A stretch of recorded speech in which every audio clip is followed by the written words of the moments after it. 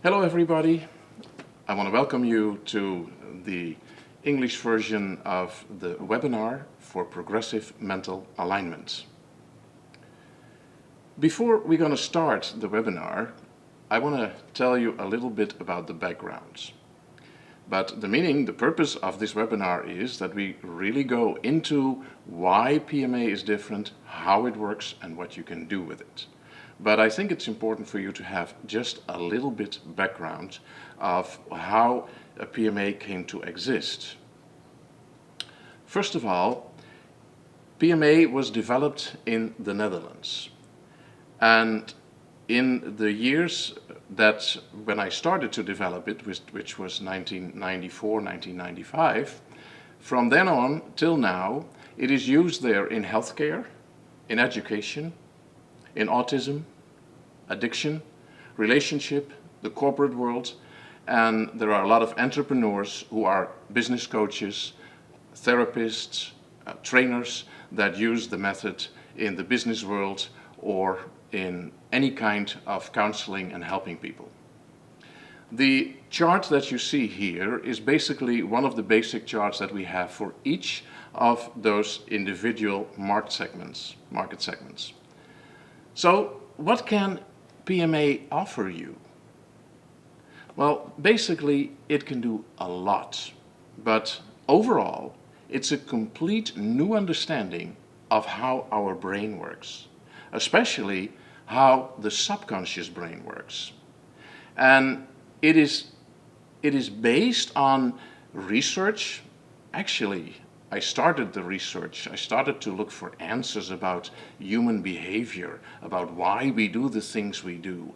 I needed answers about what is psychosomatic disease. How is it possible that my own body, my own brain makes my own body sick? It didn't make sense to me. Or I saw people behave in a specific negative pattern, a pattern that really was bad for them and sometimes also for the surroundings. And then for some reason they tried to change, couldn't change. Why? Why is it so difficult to change? And there were many other topics that really were on my mind that I thought there must be an answer to it. And then I realized if I want to find an answer, so far, hundreds of years, and especially the last 5 to 6 decades, we did a lot of brain research in the world, and we still didn't find the answer how it really works. Why do people behave they do? And especially the psychosomatic part of it. For those of you who don't know what psychosomatic is, it is your brain that makes your body sick. That is kind of crazy. And you know why that is crazy? Because related to that is another topic, and that's the topic of the placebo effect of medicines. The placebo effect is basically when you give a medicine, which is actually not a medicine. There's nothing in there. It's just like a sugar pill or whatever. And they tell you it is because of to heal your headache or stomach ache or muscle ache or whatever kind of complaint you have. And then, funny enough, like 45 to 47% in all kinds of research, it showed that people really got cured. And they didn't use any medication. So the funny thing is there is no medicine, not a single one on the entire planet, that has a curing rate for all kinds of diseases of 47%. Not one single medicine. Funny thing is, just look it up on internet, in medical books, you will find hardly a serious study about the phenomenon. And you will definitely not find answers. So that was another thing that was on my mind. And all these things, what I did basically was, I had my own practice in holistic health, and I did my own research. But then again, I read many, many books, and many of you might have done the same. And what you see in these books, that there is a certain research done, and then 3, 4, 5, 6, 10, 15 different interpretations will follow. And many of these interpretations do not agree with each other. Isn't that crazy? Isn't it crazy that there is a scientific fact, and yet there are all kinds of scientists that have a total different interpretation and explanation for what these facts mean? So for me, what I was looking for was a concept, a uniform concept that would cover all the real research results that we have. And keep in mind, if you talk about research results, I do not talk about the interpretations, the explanations. I talk plainly about the facts. And the model that we have for PMA now, that covers all known scientific results, just the results, not the interpretations. And it became one uniform concept, which for me was very important because I did not start the research of PMA, or what became PMA, to do anything with it on the market. It was purely my personal quest. I wanted those answers. So for me it was totally unimportant if it would go against all accepted ideas and beliefs and interpretations. I just wanted to know, what is the truth? How does it really work? How does the brain work? So that's basically what PMA is founded on how does it actually work? And it didn't matter to me if the answer was something that I wouldn't like or not, because I just wanted to know the truth. And if I like it or not, that was something for later. I would think about that later. I first wanted to know how it is. So the technique that emerged from this uniform concept has the power to achieve results that are totally unreachable for other methods. And it has everything to do with a total new approach, a total new understanding of how the subconscious brain controls basically everything. Your thoughts, your belief systems, your decisions, your actions, your behavior, and most of all, your health. It's all coming down to the same basic system. So, what I saw around me in my personal practice and in my personal life, that a lot of people were just working and working and working, and I, at that time, didn't think too much about it, because I was one of them. I was just working. I made about 75 to 80 hours a week for almost 25 years. And then finally, in hindsight, I asked myself this: why does it always have to come to this?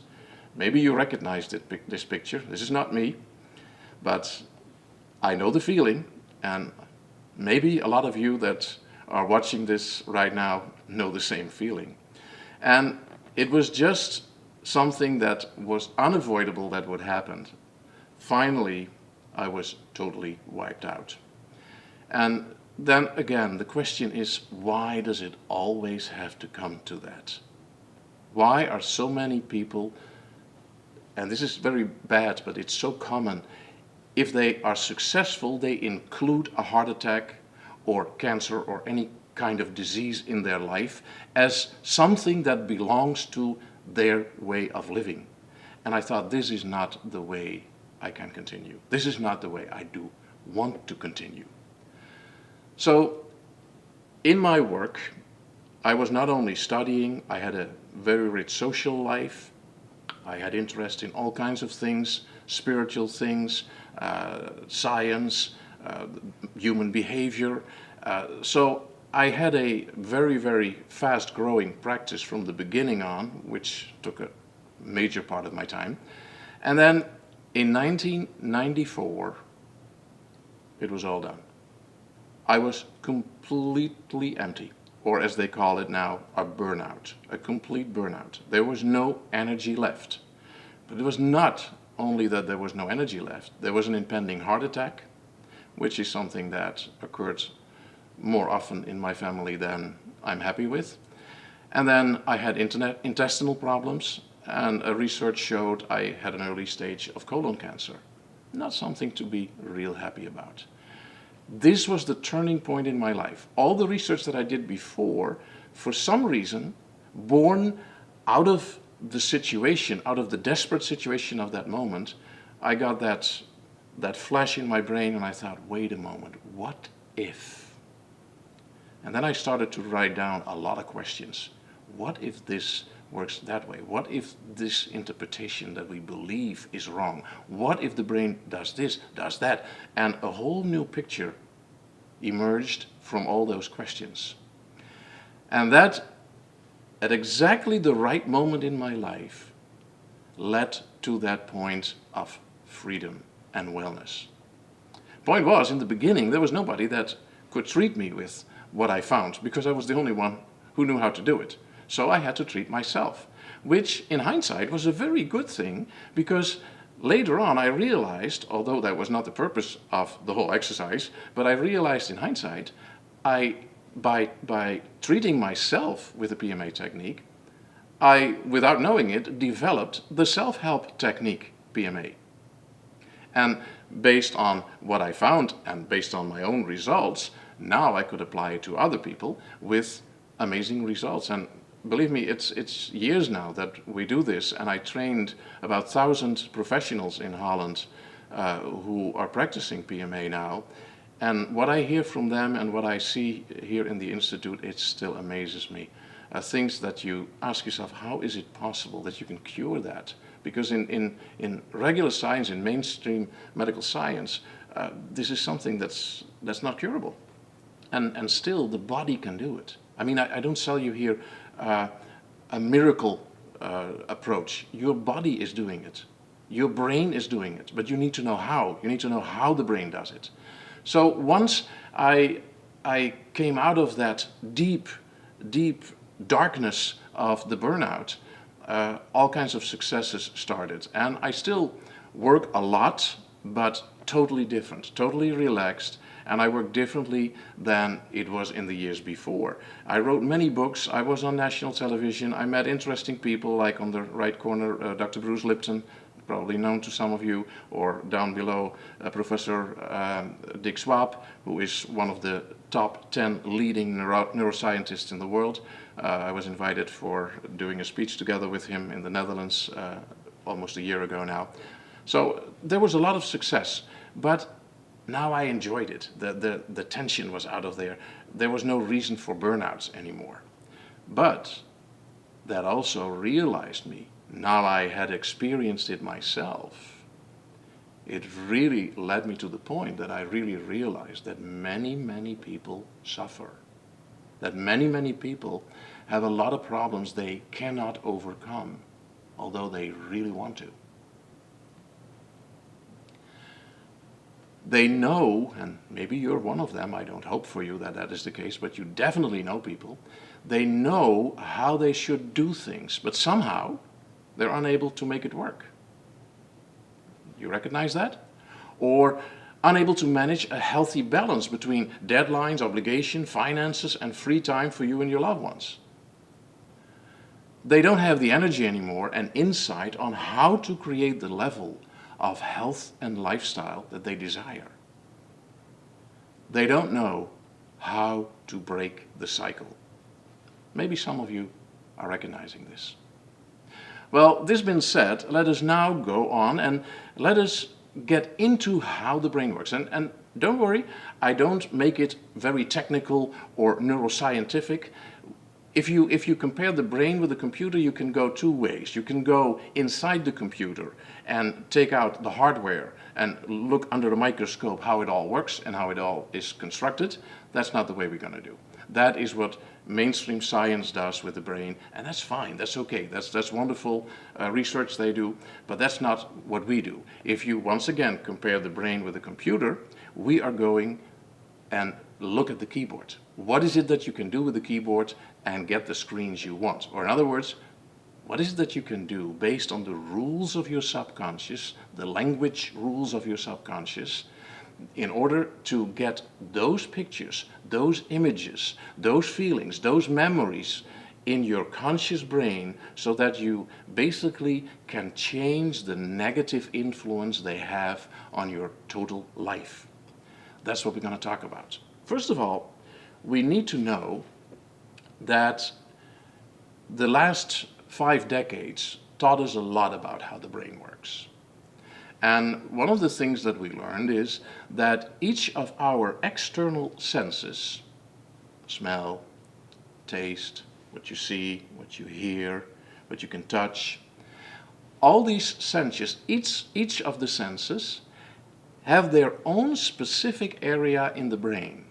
So basically, what you feel with your hands or skin or any part of your body, that will be stored in a specific, and not only stored, it will be registered, analyzed, and stored in a specific area that is directly connected with the nerve ends in your senses, in your sensory feeling of touch.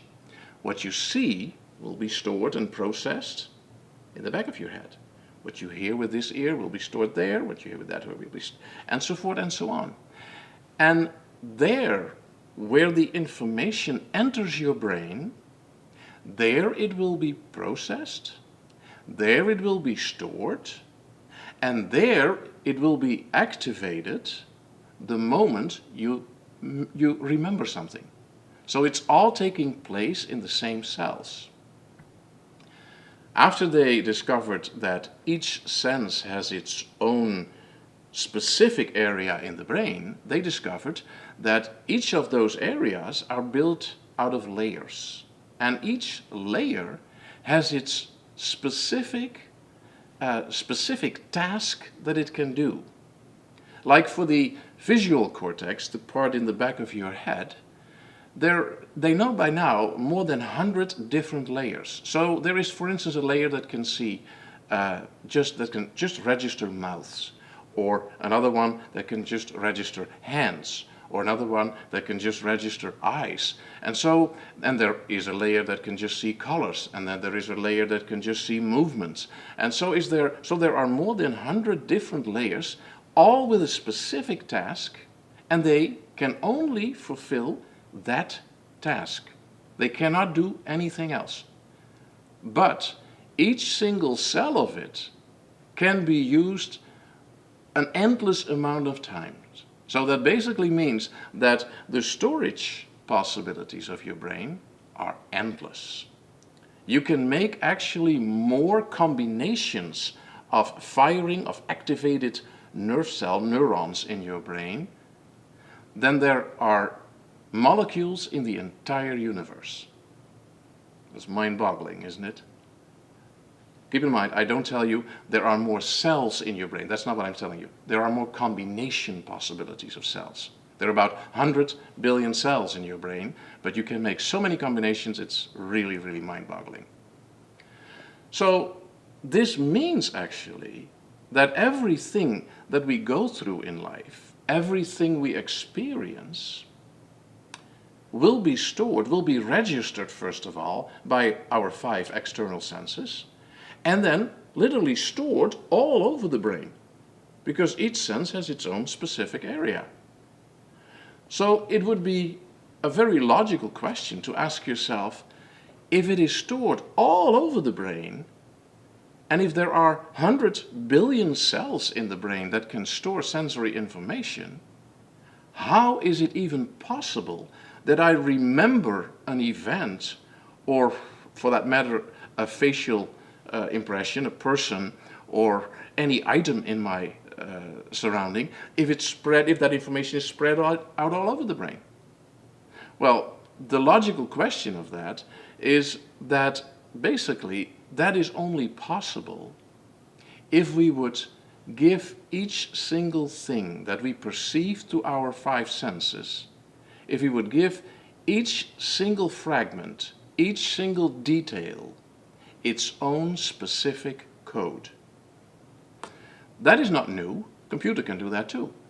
So basically, there are 2 types of codes. There are more than 2, but we're just going to discuss the 2 here, because they are most important to get a grasp, to understand what the subconscious is capable of, and how it can cure, but how it can also make you sick.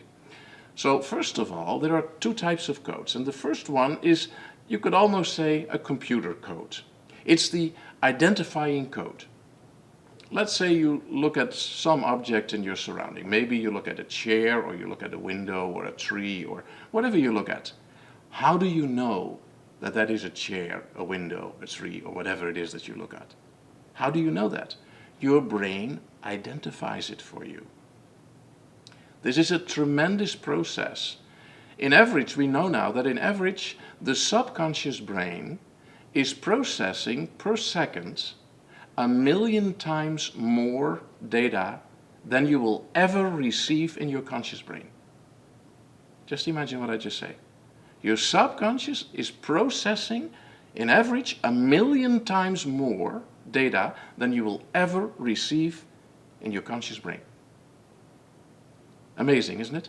And this whole process, this whole subconscious process, that makes it possible for you to look at something, to listen to something, to touch something, to taste or smell something, and instantly know what it is, because your subconscious is identifying it. So basically, this identifying code tells you what you perceive with your senses right now. This is all done on that amazing cell level. And it is always a combination of cells or neurons that become active. And a neuron that becomes active, they call it, it fires. So as soon as there is an impression, let's go with the visual part. It all works the same way, but let's go with the visual part. You see something that instantly activates specific cells in your brain to fire. Which cells? The cells that can see, that can register what you see with your eyes. But at the same moment, in that same area, through another mechanism that we will not discuss right now because that's something for our seminars, but there's another part in your brain that activates the similar comparison material. So let's say you look at a chair right now, then all types of chairs, and not just chairs, but also the color, also the shape, also the material that it is made of, all these bits and pieces of comparison material are activated to make it understandable for you in your conscious brain, make it aware of you what it is that you see, or for that matter, taste, smell, or touch, or whatever, because it all works the same way. Well, this process, and this is very important, this process of incoming information that activates comparison material is a 100% stimulus response mechanism, and your will, your free will, has no control over that whatsoever. If you want to go very deep, you could say, what if I close my eyes? Okay, then you would not see anything. But no fun to go through life with closed eyes, closed ears, don't touch anything, don't smell anything, don't taste anything. Not a fun way to live. So that's not what we do. So as soon as we are in life and we are alive and we are aware of it, then this stimulus response process starts. And you have no control over it, what kind of comparison material it will activate, because it will purely activate it based on similarities. Very basic similarities, like a shape, a color, a movement, a sound, a smell. So very basic stuff. If we don't have control over that, that in itself is already a problem, as we will see in the next part of this explanation. But what is much more important is to realize that this identifying code is something that your computer can do also. We have sophisticated computers now with cameras, with mics, with microphones, even with sensors that can touch or can even recognize something by smell and can even act on it. That's already possible by a computer. But there's one thing a computer cannot do, and I'm pretty sure you know the answer. It can't feel.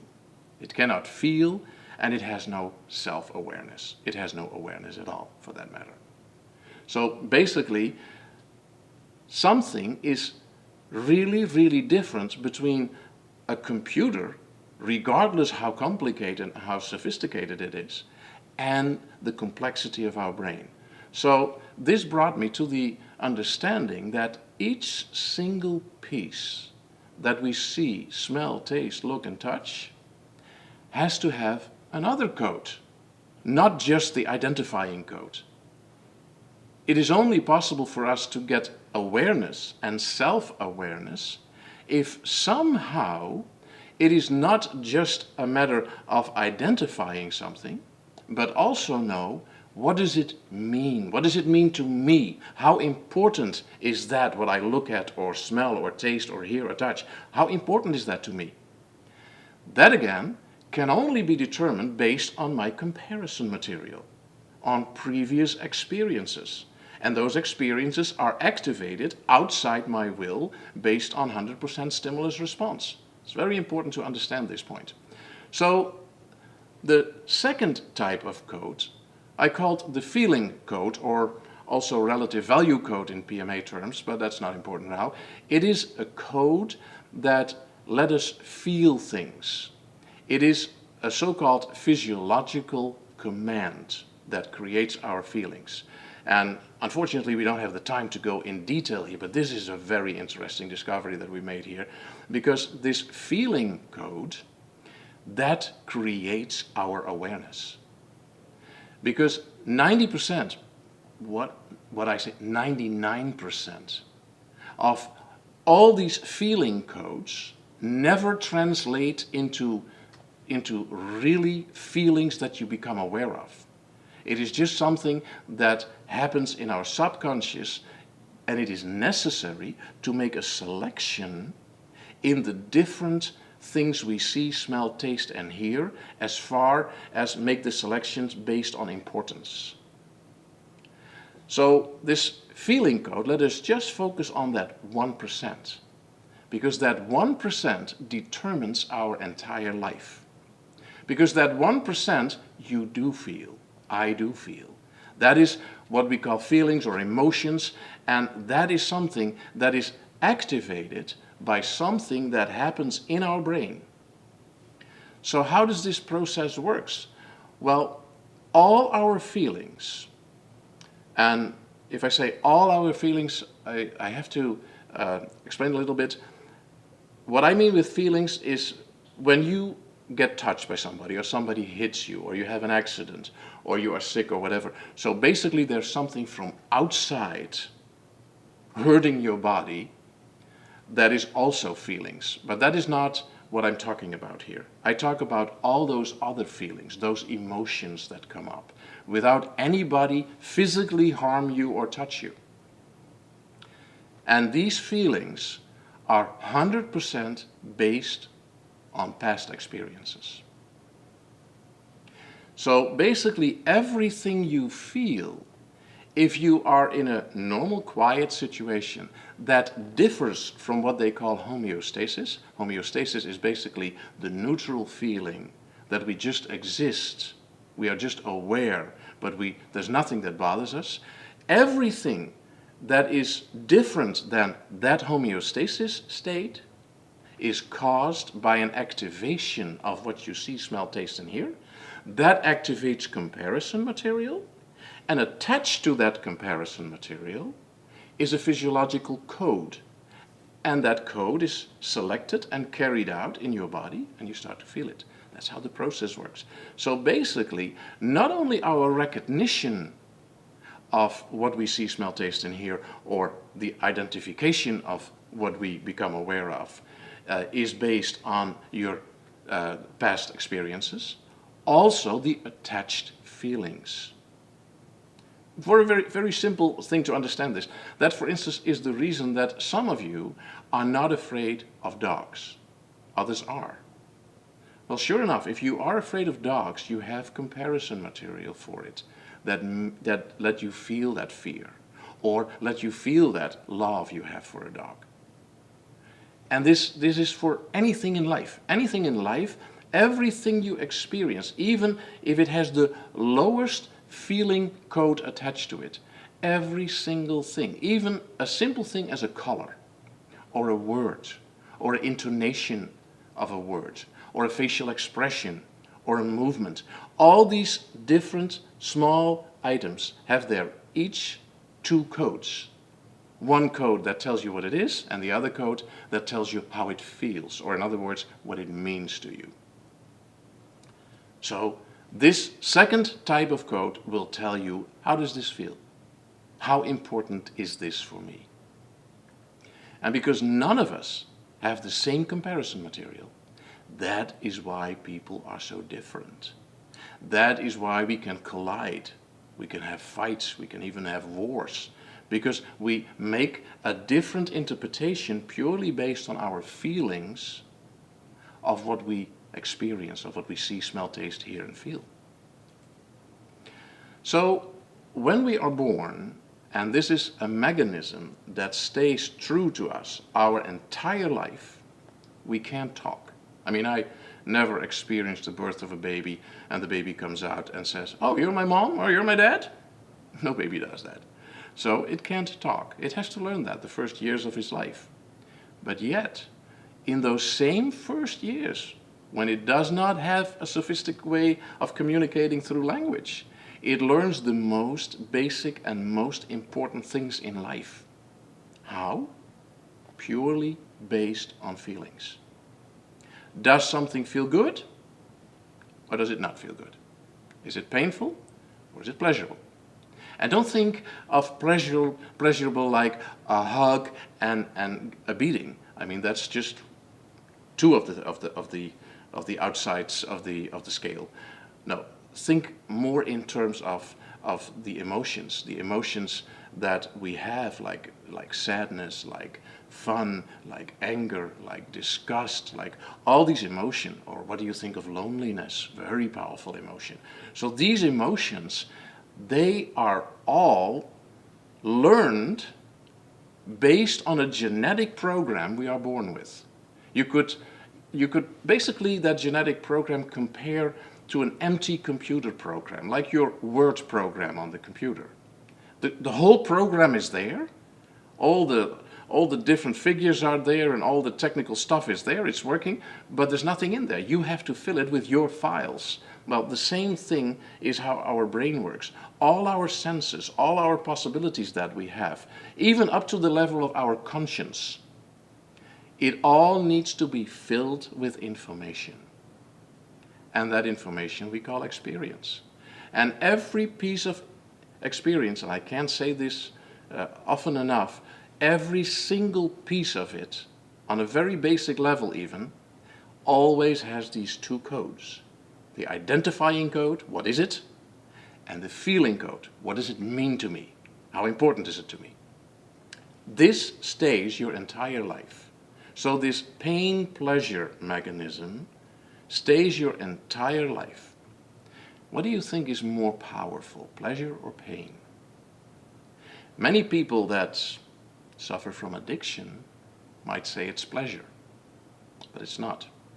We will do a lot more, and I repeat, a lot more to avoid pain than to go towards pleasure. At least 75% of all our behavior is controlled by going away from pain. And yes, if possible, in the direction of pleasure. And even, because we work with addiction a lot too, even if it seems pleasurable, because, oh, now I lose my pain, now I lose my emotional pain. Oh, it's great that I have the alcohol or drugs or whatever it is that you are addicted to. It's great, it gives me a good feeling. No. It just gives you a feeling that is a lot better than what you try to push away with it. The pain underneath it. But I can't remember that pain. I believe that, because that's what PMA is all about. About the pain you do feel, but you do not remember. And you do feel it, and you do want to get away from it. And pleasure is just one of it. But addiction is just another. Just think of what happened to me, being a workaholic. That's an addiction. It's an addiction that pushes you away from pain. Like you focus you on what you're doing, so you don't have to focus on what your subconscious spontaneously could deliver you if you would give it all freedom that it basically needs to make you healthy. If you would do that, miracles will happen. So, based on the pain-pleasure, what is the most powerful genetic force in our system? If you are like me, then they probably taught you in school the most powerful genetic force is the survival mechanism. And if you are a very spiritual person, you might say, no, no, no, no, no, it's not survival, because you can sacrifice yourself for others. It's love. Well, let me ask you one thing.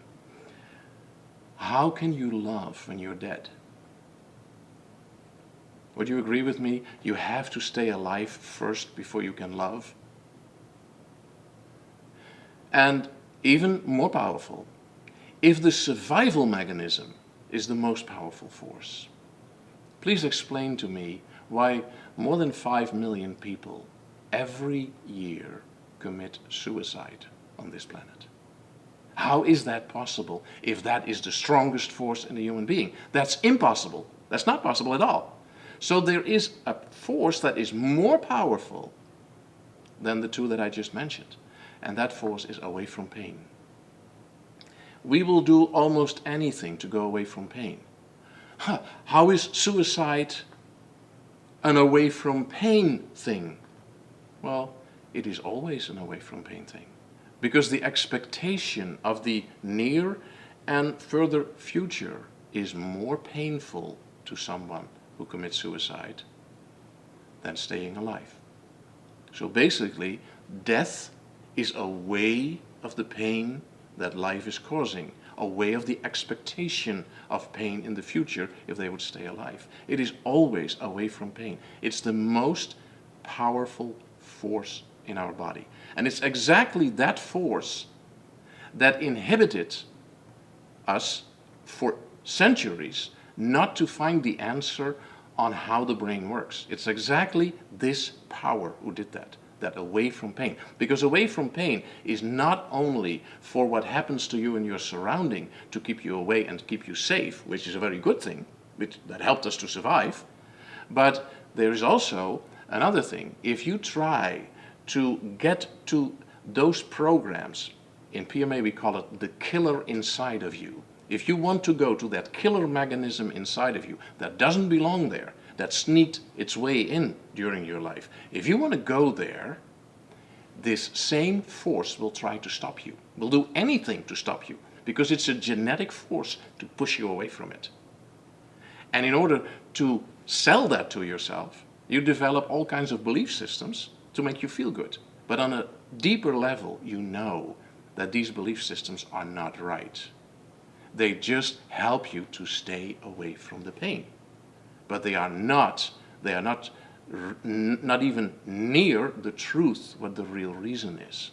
So we have a lot of belief systems, paradigms that do not serve us, but we hold on to it. And the more you hold on to it, the more proof it is that they originate from something that is not very rational, something that is not very objective, something that is not really approachable in your awareness, because otherwise you wouldn't do it. Because many of our belief systems do not serve us. We would change them.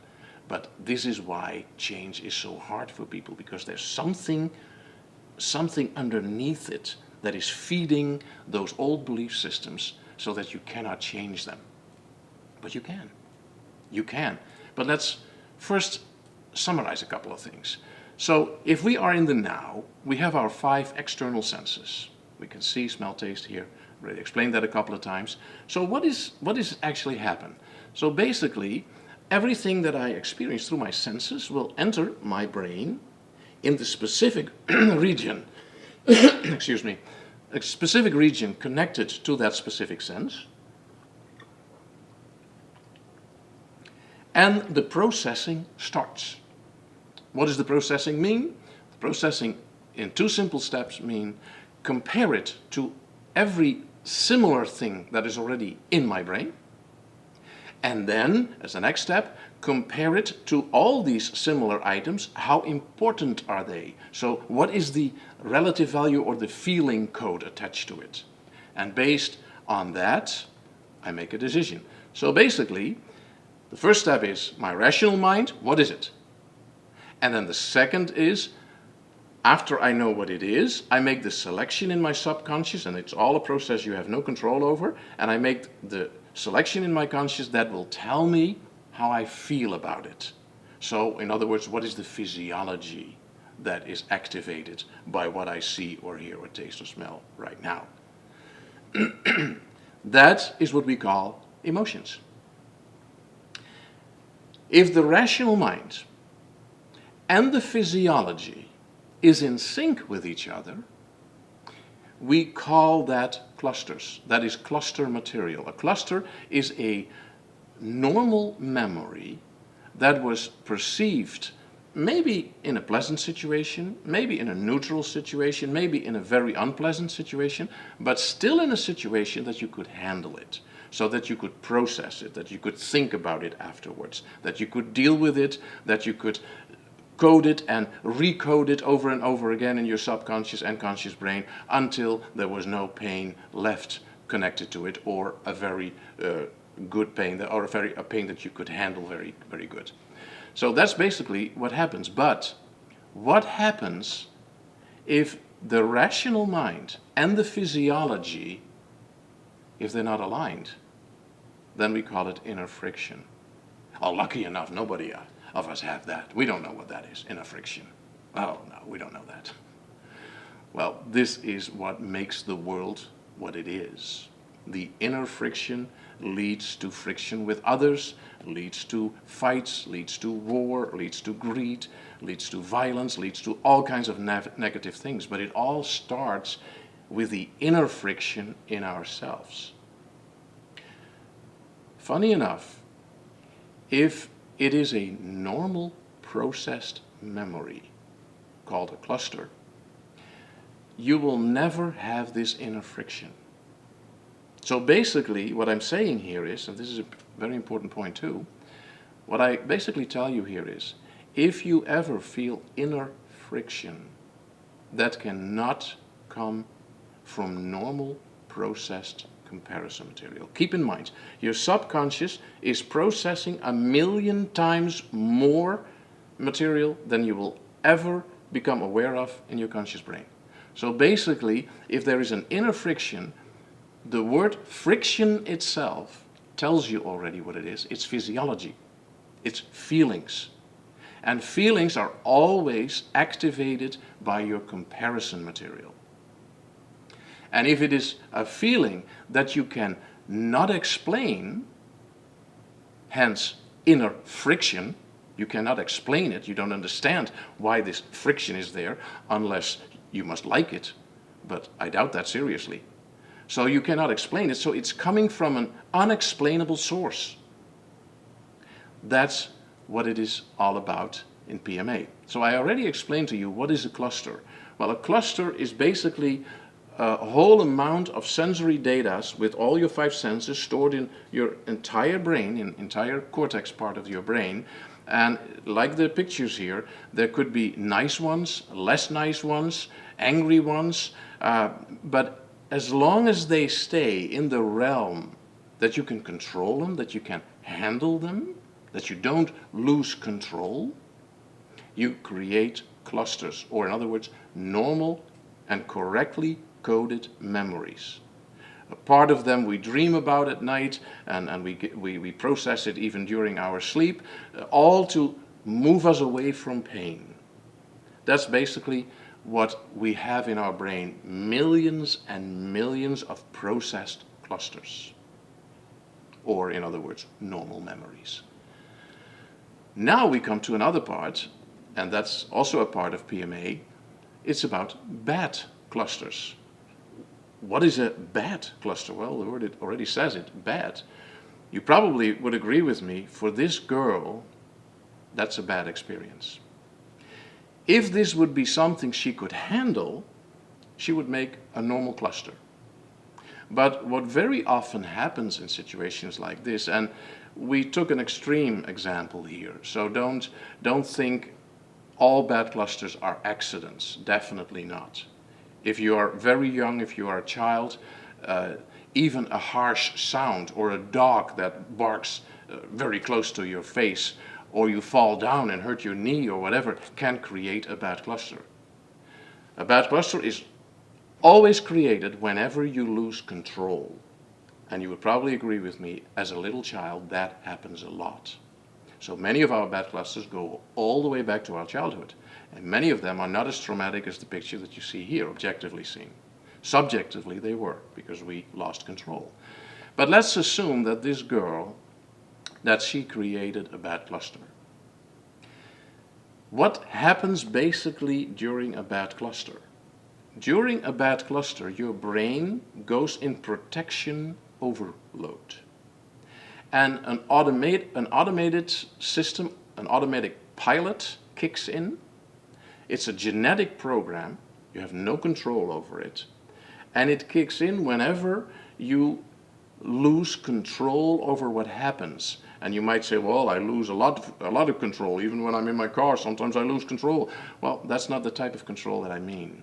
I mean the type of losing control that people sometimes refer to, oh, I thought I was going crazy. Or it was like the floor or the ground beneath me was opening up and there was nothing to hold on to it. That kind of panic, total panic. That's what I'm talking about when I mean loss of control. And when that happens, you lose connections with the world outside of you. You lose connections with the people outside of you. You lose connection with your own emotions. That's basically what happens. This is unacceptable for our brain, and it automatically activates a program that shuts down all parts of your body that you do not need to survive at that very moment.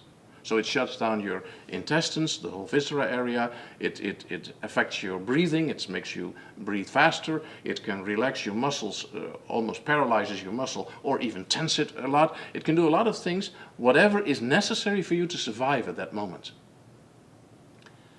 The consequence of that is that the total physiology in your body, the feeling code, is on a specific high alert. In PMA we call it code red. And this code red is the survival mode. It's the most powerful physiology that can happen in our body.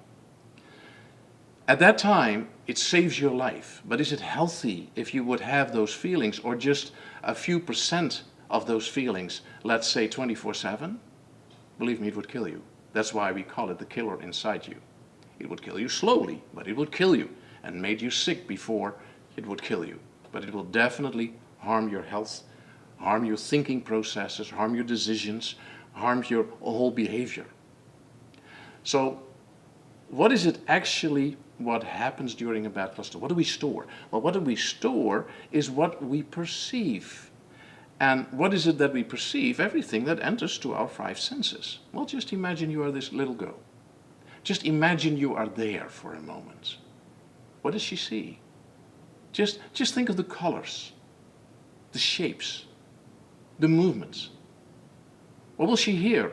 Obviously, she's in the middle of a town, if I look at the picture. So there's traffic. Maybe the guys talk to each other, how to help her. Or they hear the sound of the thing they're laying on and the material that they're working with there. Or all kinds of sounds. What does she smell? Well, in a town, it smells different than when you are somewhere outside. So basically, all her senses are taking in a lot of details, thousands of different details. If every detail that we observe receives 2 codes, and if we know now scientifically that the physiological codes in your body change about 40 times per second. So, and in 1 second, 40 different types of physiological commands became active in your body. Realizing that will give you the realization how it is possible to make such a sophisticated difference in value for every single item that we see, smell, taste, hear, feel. That is possible because of those 40 changes per second in our physiology. Out of these 40 changes, we create the feeling code of a normal cluster. But now, back to the girl, we are in a bad cluster situation. In a bad cluster situation, there is only one command active.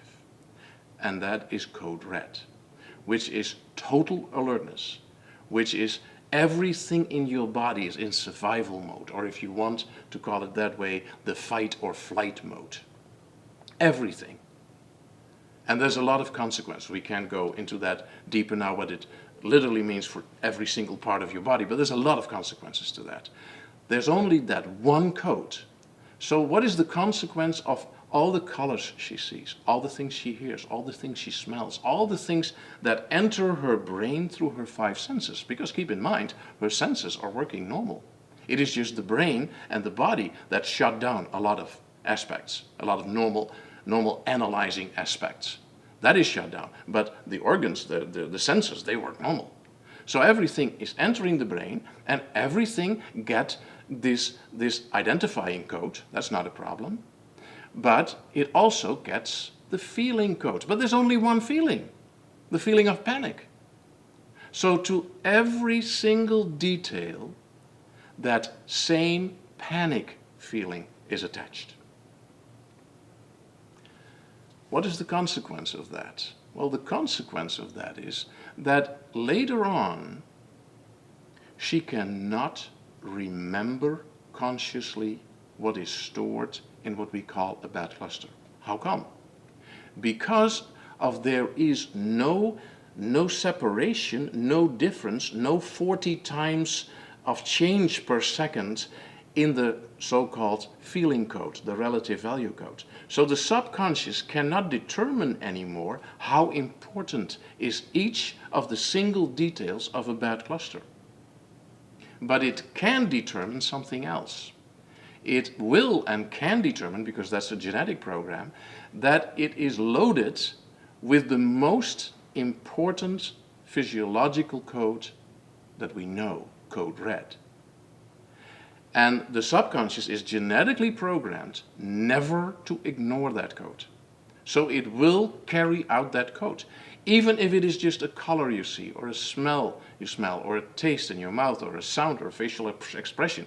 I mean, usually to activate a bad cluster is more than one thing, but that's something for our seminars and our books to explain that in detail. But whatever it is that is present in your surrounding right now will activate that bad cluster if the similar material is also in the bad cluster. And it will activate that code red feeling. And the more details of the bad cluster become activated, or in other words, the more details that are also present in a bad cluster are in your immediate surrounding, the more powerful the physiology will become. If you are surrounded constantly, let's say in your home, and you're not even aware of it, that you have these things in your home, because you're not aware of your bad clusters. Or at your work, or your car, or certain clothes, or certain people that are in your close proximity. If you are activated many, many hours a day, it is not a matter of maybe 100% sure you will get sick. It will kill you slowly, because the physiology is constantly on high alert. Maybe not as bad as in the bad cluster, because not all the ingredients of the bad cluster are there, so the intensity is not as bad as in the bad cluster, but it's bad enough to throw your entire physiological concept out of balance. And you just have to look at nature, what it does if we throw things out of balance. I mean, this is one of the biggest problems for our planet. Well, our body is a part of the ecological system. So, same thing, works the same way. So I think we get the picture here. Another thing, usually an image that I use is, why can the subconscious not understand the difference? Because of the codes. And to make that understandable for you, just look at a beautiful picture. Maybe you have a picture or a painting in the space where you are right now, and just imagine that somebody else would make the exact same nice picture, but only with one color. Everything in that picture is painted with the exact same paint, let's say red. We call it code red, so let's call it red. Would you be able to still see the details in the picture? Of course you wouldn't. Well, that's the same thing. You can compare it to that for your subconscious. It cannot make sense out of what the different items are in the bad cluster. There is no relative value difference, not the usual 40 differences per second. It's not there. So let us now go to a practical example. Let us assume this lady on the right, she's working in the city hall and she's performing weddings. She did it very often and she enjoyed it. But this particular wedding, something happens to her. Her knees start to get shaky. She starts to tremble. Her heart starts to race. She starts to sweat. And she has the feeling, I'm going to faint. She feels horrible. Well, she performs the wedding. She can manage it somehow to do that. And goes out and talks to her colleague and she says, I don't know what I have, but I feel so horrible. Oh yeah, I can see it. Oh yeah, you look pale and oh, you have to go to a doctor. Well, she went to the doctor and guess what? Ma'am, you had a panic attack. Or in the old days they would say you have hyperventilation or an anxiety attack. We have this nice thing in science or in medical science that we change words once in a while just to make it confusing for people because we don't want to know what we're talking about. Obviously, there was no reason to feel that way with those nice people because it was just a wedding and she enjoyed it and they were all so nice. What caused it was this that happened to her 20 years ago when she was working at a supermarket and a guy came in and put a gun in her face and said, give me all the money that's in the cash register or I kill you. Did she remember this event? Of course she did. Most of the events that we created a bad cluster, we do remember. But what we do not remember are the most crucial parts. At the most crucial moments, sometimes it's just a second or 2 seconds, we do not register it as a cluster, but as a bad cluster because we lost control for just a couple of seconds. So some of the bad clusters, I have to admit that, some of the bad clusters, especially when we're very young, we can't remember the whole event. But usually when we're a little bit older, we do remember the event, but we are missing pieces out of the event. This is kind of a funny thing, because based on the fact that we know by now for almost 50 years, that if you tell something, if you teach something, if something happens to you that holds a lot of emotions, negative or positive, doesn't matter, you will remember it a lot better and a lot more detailed. The more emotion you attach to it, the better you remember it. That's why those boring teachers in the past that were just writing on the blackboard, we didn't remember anything that they told us. But the more emotion a teacher could bring to the material that he taught us, the better we remembered it. So that principle we know for years now. Based on that fact, if code red is the highest physiological code, the highest feeling code possible, we should remember every detail. Well, here's the thing, we don't, but it is stored. Every single detail is stored because it has this high code red value. And it is there, and it can become activated, but you cannot simply remember it. We can bring it back to your awareness, but you cannot simply, spontaneously remember it. You need the technique for that, to do that. So basically, what has a hold up, what has a guy putting a gun in her face to do with a wedding? I mean, there's no comparison there. Well, there is. Let's just mention some of them, just to get you the idea. We have the green curtains. Is she aware of that when she's performing the wedding? Of course she is. But what she was not aware of, was that the guy who put a gun in her face was wearing a green hat of the same color. And then there was this blue pants of her, or his blue shoes, and her own blue jacket, or the blue jacket of the gentleman with the glasses. She did not remember that she was wearing blue trousers that day, or that he had on shoes with the color blue in it. She did definitely not remember, because it was a part of the bad cluster, because it was the moment that she thought, I'm going to die. And then there is the lady with her red dress and the guy with his red coat. And you definitely see more things. The thing where the cash register is on and where the platform where the microphone is on, same color. And then the microphone pointing towards her face, the gun pointing towards her face, the gun silver and black, the microphone silver and black. So there are many, many similarities. And that was too much at the moment of the wedding. That what caused the exact same feelings as when the guy put the gun in her face. What were the feelings? Her legs started to shake, she started to tremble, she started to sweat, her heart was racing, and she thought, I'm gonna faint. The exact same feelings. Just as powerful as during the bad cluster? No, not as powerful, because not all the details were present. Just a few were present, but enough to activate such a strong feeling that her doctor diagnosed it as a panic attack. That doesn't end the story. Let us just assume that the next day she came back and her colleague, good colleague, asked instantly when he said, how do you feel? You feel a little bit better? Oh yeah, I feel a lot better. I got some medicines from the doctor, okay. What actually activated that question?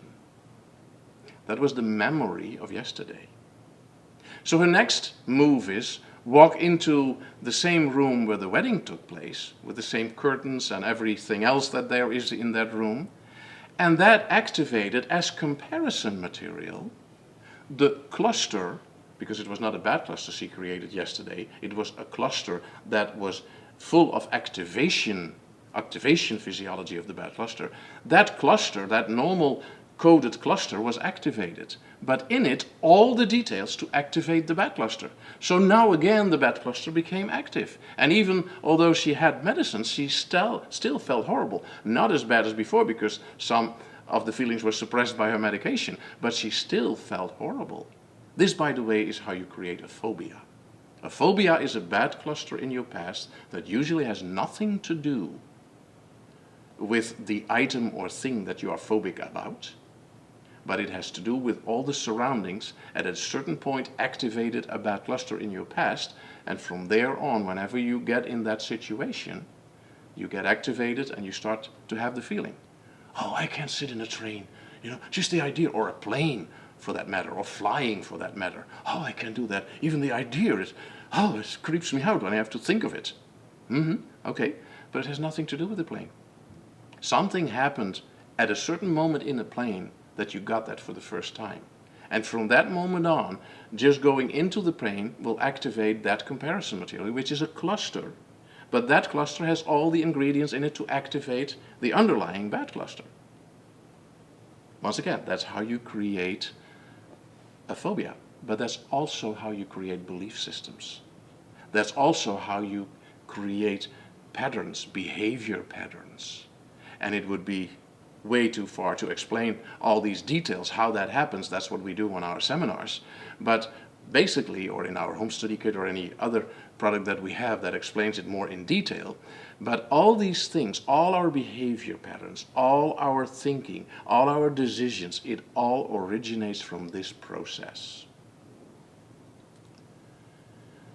So let's just summarize this a little bit. Let's say this is our brain and we have the 5 senses here, so sensory signals are coming in, like they do right now. They come in right now, you see something, you hear something, you smell something, and it activates in your cortex, which is the outer layer of your brain, it activates the sensory areas there of all your 5 senses. It activates a lot of comparison material. Some of that comparison material will have a very high or a medium high physiological code or feeling code or relative value code, all the same thing. And the most important of those will be activated.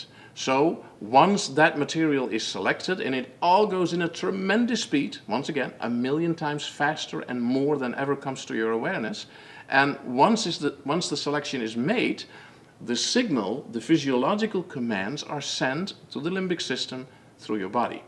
And in your body, all kinds of organs, your muscles, your blood vessels, even how your blood is constructed.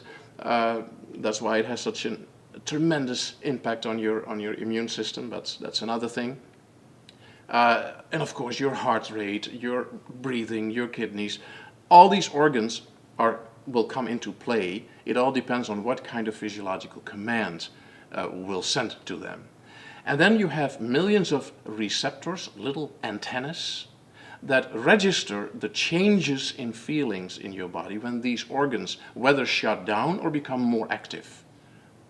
And whatever change happens in your body, whatever physiological change happens, these receptors, these antennas, register it and will send it to your conscious part of the brain, the frontal lobe, the prefrontal lobe, and we make the interpretation of a feeling.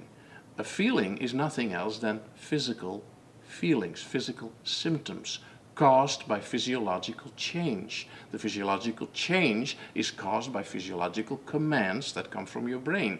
The physiological commands are activated by activated comparison material that have that physiological code attached to them and will be carried out. And that comparison material got activated by something that came from the outside through your senses.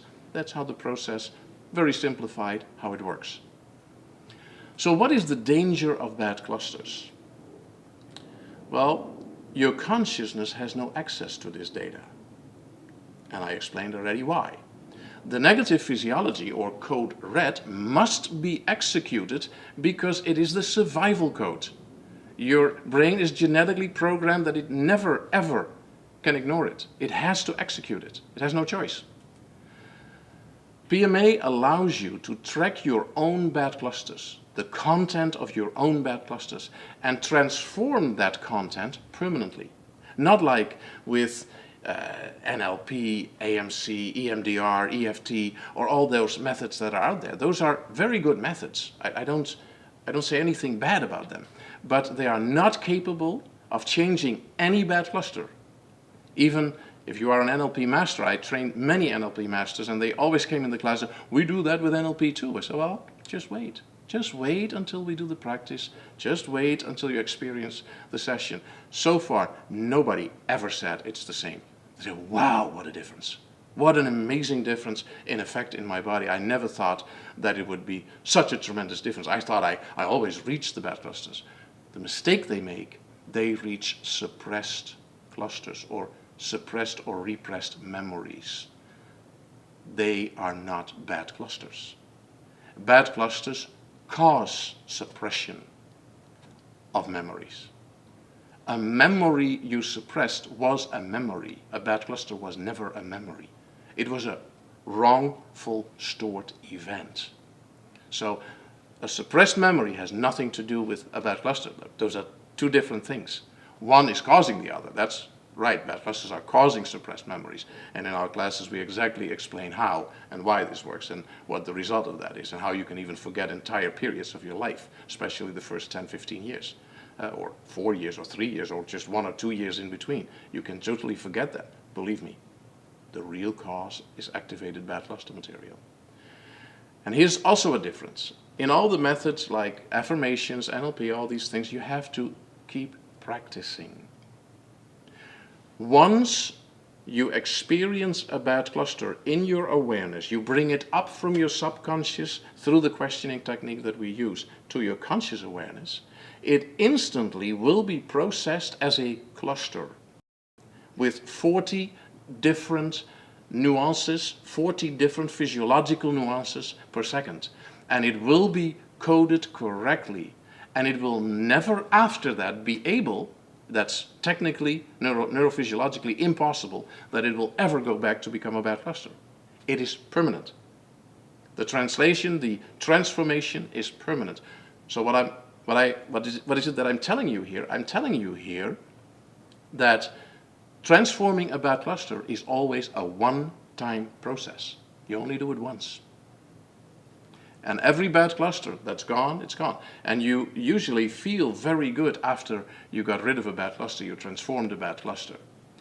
Does it mean that the negative feeling that it caused cannot come back? Oh yes, it can. It definitely can. but not caused by that bad cluster. Then it is another bad cluster that creates the same type of feeling.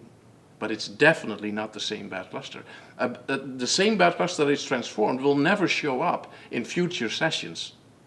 They're gone. You can remember them, but it's a normal, very low feeling memory. So there's no negative feeling in there anymore. And that's permanent. That's for always. How do I know that I have bad clusters? People ask me very often. Well, some reassuring thing, we all have them. Not so reassuring, I think. But how can you tell? Well, here are just some of the things, some of the signals, the warning signals you can get. Any emotion that is out of proportion, or any form of repetitive, unreasonable behavior. Well, we don't have that. We're always reasonable, aren't we? A lack of emotion. A lack of emotions is also an emotion. All inexplicable complaints or emotions that appear unexpectedly and abruptly, and especially when they are out of proportion. Inexplicable physical complaints. I don't know, suddenly I got a headache. I don't know why. Or suddenly I feel my back. I didn't do anything. Sudden appeared problems, physical problems. Irrational behavior. Dysfunctional behavior. You want to change, but whatever you do, you know how to change, but you can't make it work. Insomnia. This is one of the important things of PTSD, for instance, what we treat a lot, or another thing is chronic fatigue.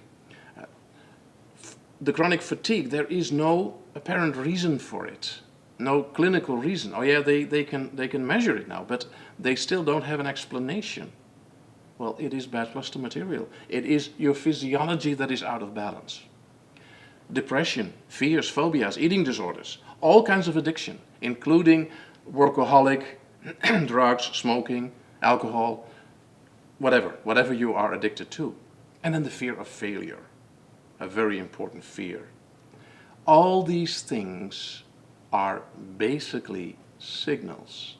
Signals that tell you that there is something active that you have no control over, because it is that inner friction. All these things originate from inner friction.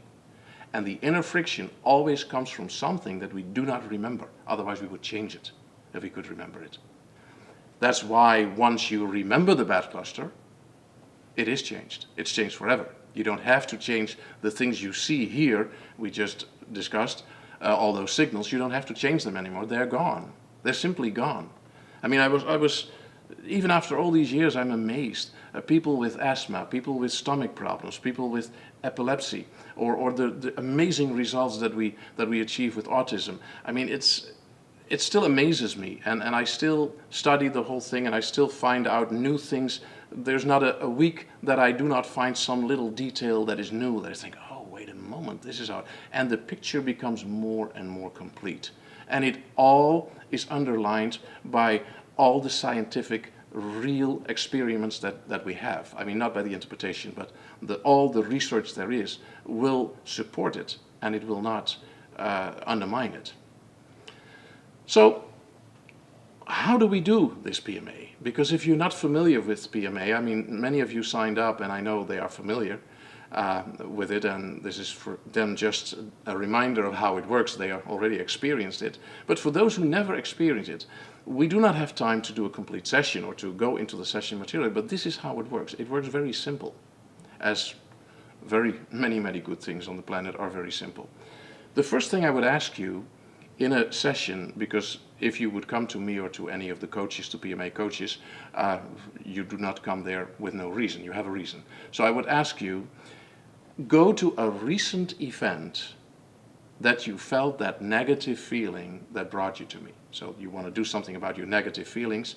That's why you came to me.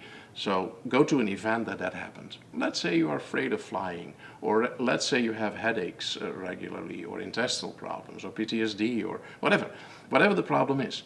Go to a recent event that it bothered you from one moment in the other. Now, a very important thing. Don't remember it. Relive it. Total different thing. If I would ask you, what did you eat yesterday? and you would probably instantly remember, what did you eat? What did you eat? But that's something different than go there, be there again, and relive that dinner. Taste it again in your mind. See again what you have on your plate. Hear the sound of the people that talk to you. That's a reliving activates physiology because you stay longer focused on the activated comparison material. So the feeling comes through stronger. Once you have the event, which is usually very easily, I would say go to the moment in that event. Isolate a specific moment in that event that intensifies the feeling.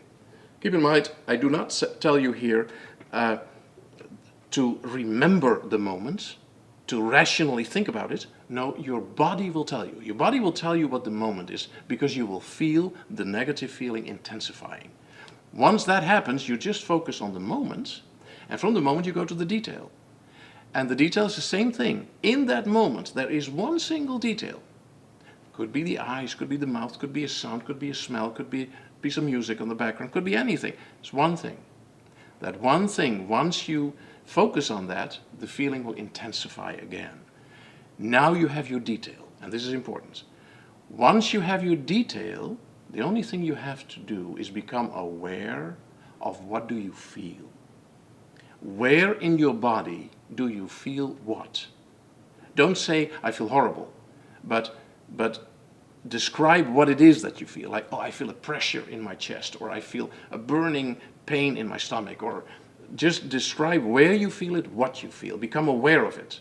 And now, when you are aware of it, focus on that one single detail and do nothing. The only thing you want to do is now give your subconscious total freedom. Allow it total freedom that it can come up with whatever it wants, regardless what it is.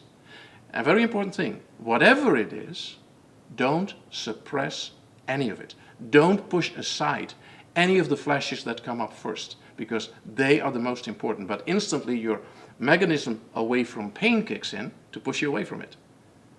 So don't do that. Whatever it is comes up. Don't think about it. What does it have anything to do with it? I don't understand. You don't have to understand because you cannot understand the content of a bad cluster in relation to the activation. You cannot understand that. Only after you transform the bad cluster you can understand that.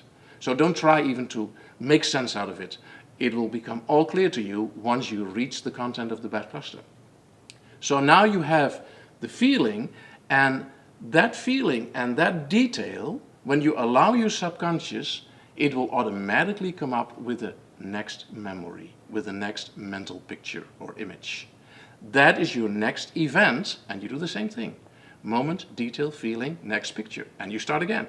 And you keep doing that 2 times, 3 times, 10 times, until finally an image pops up.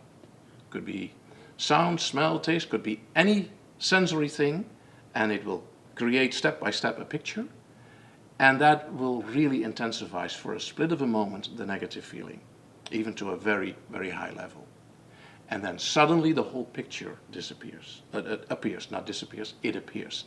And the physiology attached to it disappears completely in seconds. You will literally feel it floating away from your body.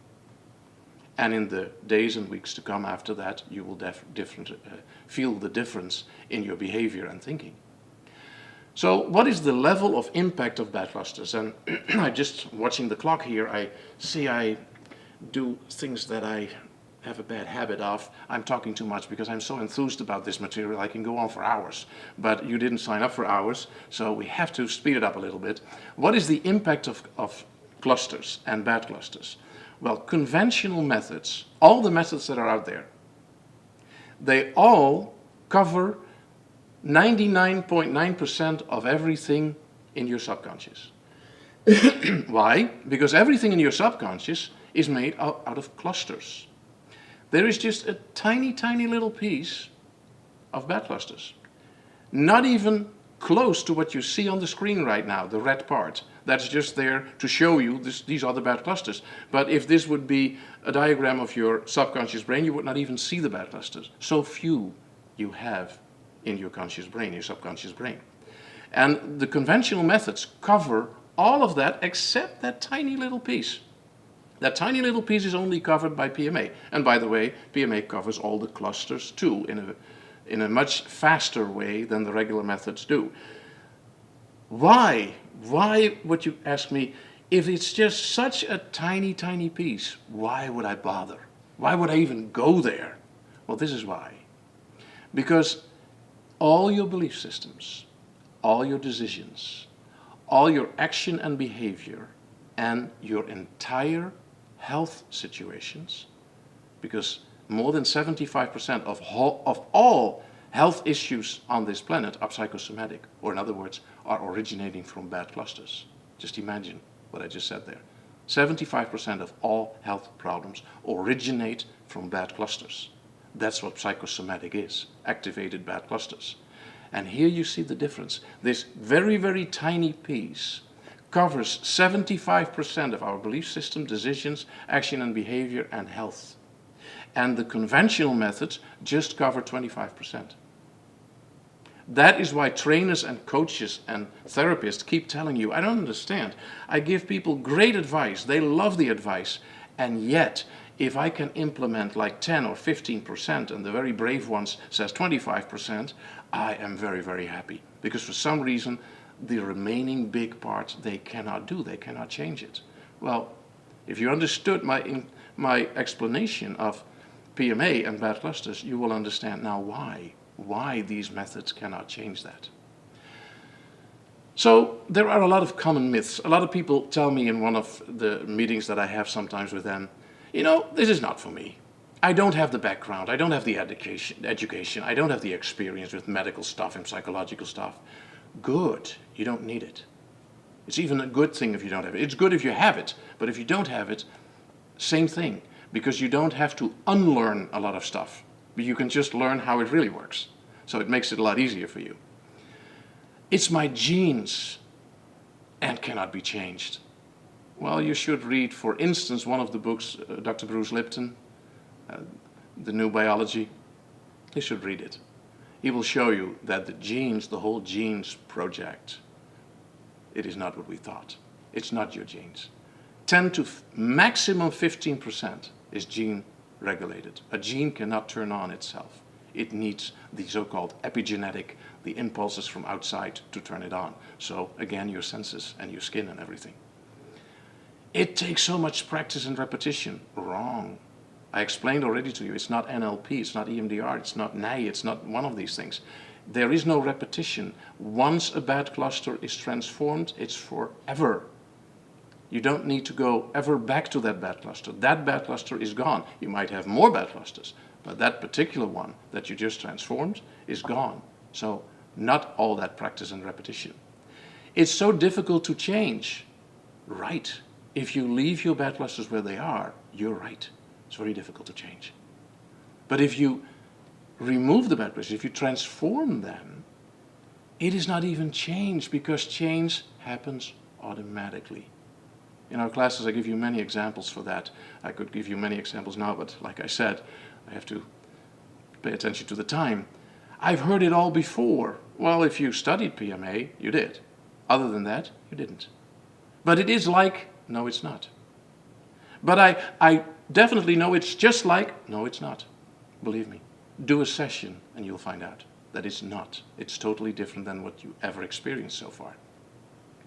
And then, the most important question of all for many people.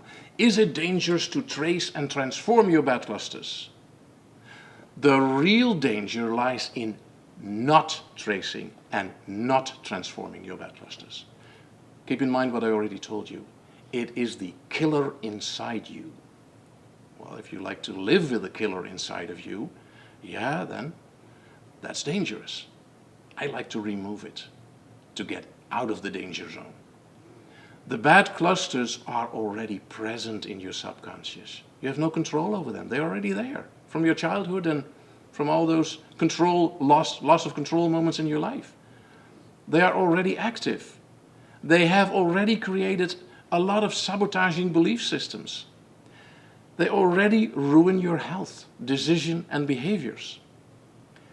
They kill you from the inside and shorten your life. And who wants that?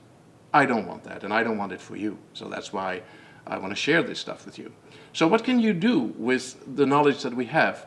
Because it's not just this webinar. We have books, we have CDs, we have DVDs, we have the PMA home study program, which teaches you how to apply PMA on yourself, but also how to treat other people with it. So even if that is an investment for you, you can earn that back in no time by just finding people that are willing to feel more healthier and happier, and you can help them with that program.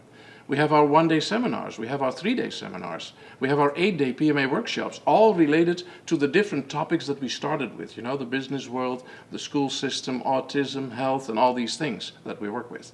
We have all these programs in place. For more information, you might want to go to our website, pmaworldwide.com. It tells you all the information there. So, what does research show so far about the results of PMA? This is a research that we started in 2011, and it's still an ongoing research.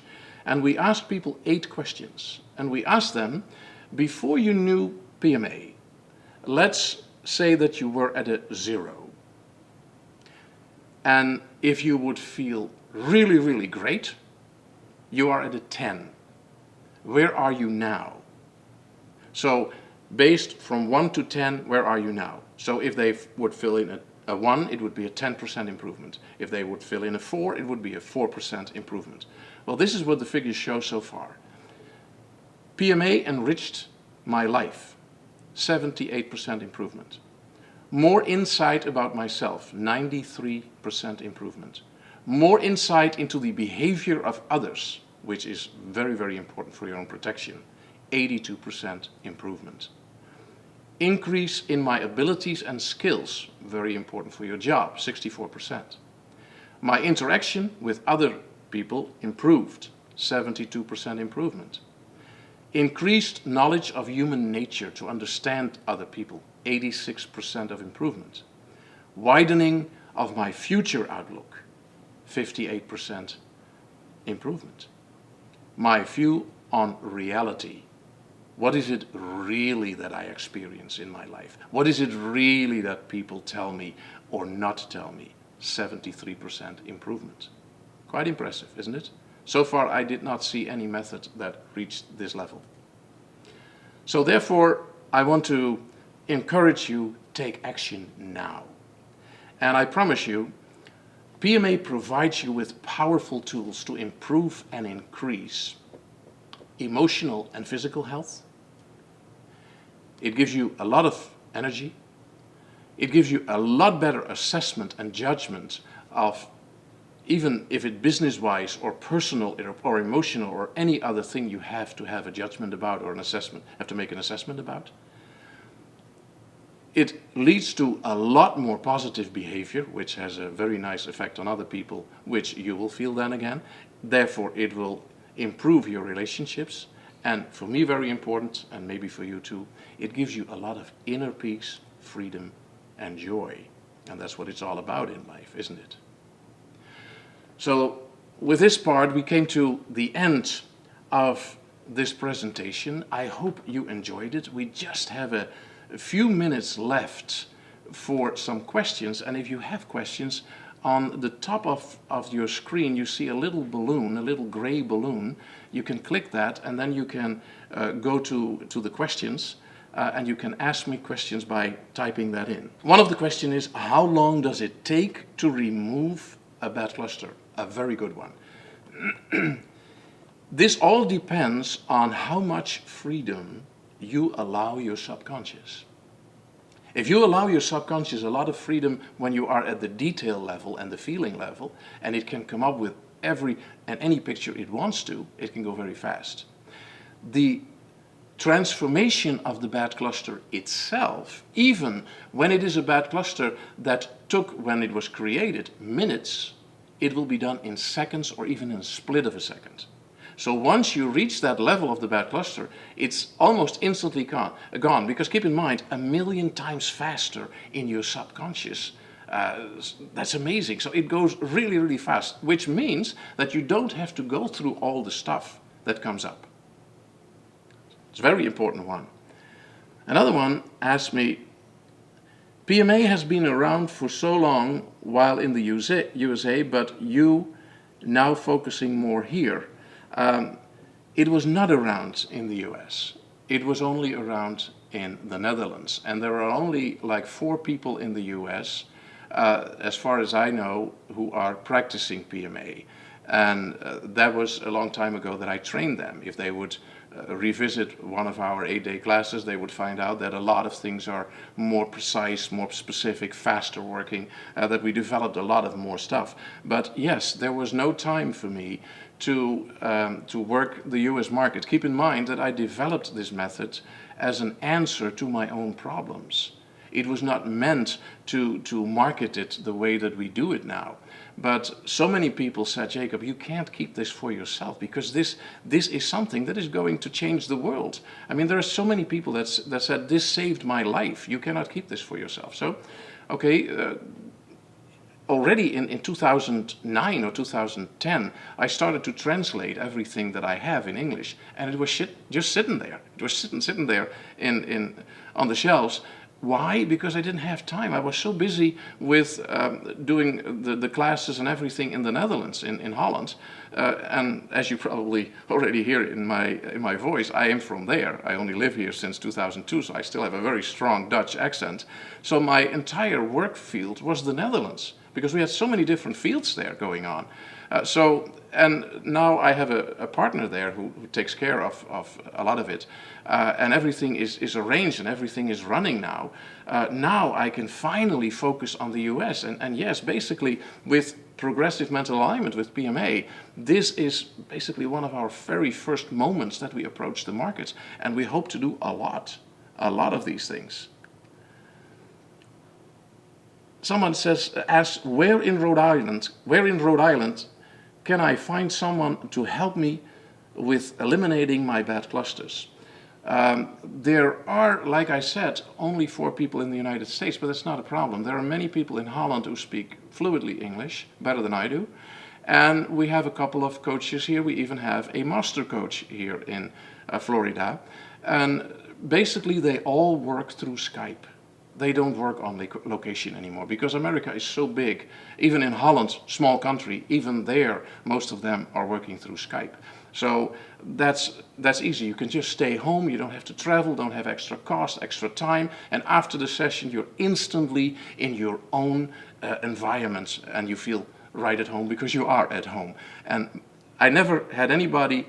They were reluctant, some people in the beginning. Once they did a Skype session, none of them ever said, oh, I'm not going to do this anymore. They all like it a lot. They say this is a lot better than travel and have all the hectic of driving and everything. This is ideal to do that.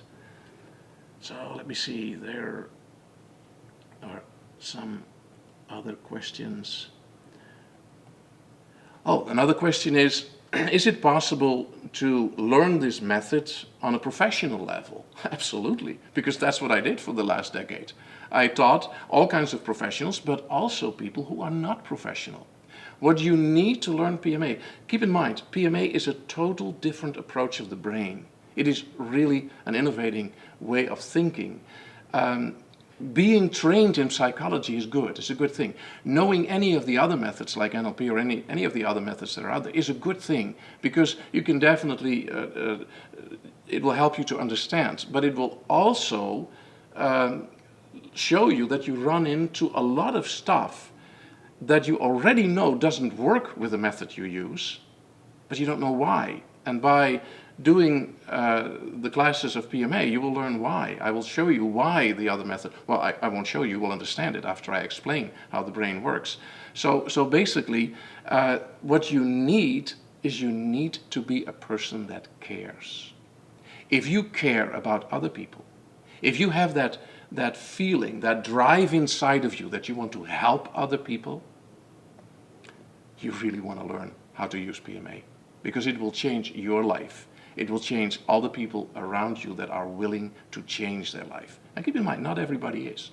And we never force anything onto people. If they don't want to change, fine, that's okay. But we have our free will and we totally respect that. But if you really want to change, if you really look for answers, we train you. And I would first of all recommend the home study kit, because that is something that will show you and enable and allows you to practice it instantly on other people and on yourself. And then once you see the amazing results, you want more, believe me. I do this, I'm the founder of it, and I still study. It will never end. It doesn't matter how old I get, it will never end, because it is a constant growing process, and I want to keep doing that until, well, I always say I will live 125 years, so I will keep doing that till I'm 125 at least. Okay, thank you. There are a lot more questions, but unfortunately I'm already 7 minutes over time. I hope you really enjoyed it, and most of all, I hope you will benefit from it. If you visit our website, you will see that there is a possibility to go to specific topics that I go through a session with you, that you can already try it, get a taste of it. At the moment, there are a couple of issues that I deal with there, different things like PTSD and stomach problems. But if you have any specific emotional, addictive, any item that you have a problem with yourself or with one of your clients or friends in your surrounding, just let me know, and that might be the next video that I make and lead you through that process, how to do that, because I want to help people. And if you are like many of the people in Holland, the 1,000 people that I trained who want to help people, then I'm pretty sure we're going to meet on one of our 8-day seminars where I train you to use the method in detail. Thank you very much, and who knows, maybe we meet each other in our class. Thank you.